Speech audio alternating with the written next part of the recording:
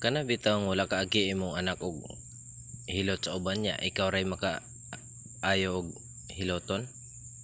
Mo ni naanad ni siya ako ray mahilot sa iya niya. Maulian man pod, wala pa mong good siya ka-testing og lain ang mohilot sa iya ha. Nya karon morning sakit daw yang ulo, ilantan. Kaluyan sa Ginoo, maayo na pod unta. Unta palayo ang mga sakit-sakit. Man siya ko na lang ni siyang gihilot para maulian.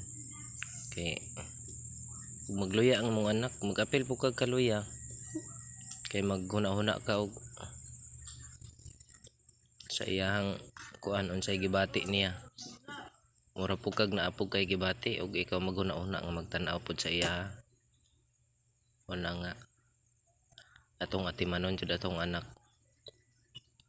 Ay mo ni pinaka-importante sa tuong kinabuhi. Ang alagaan. Mo ni ato ang mission diri sa kalibutan, guys. Una nga di nato kalimtan og natay pamilya. Una-unaon pod nato. Di nato una-unaon ang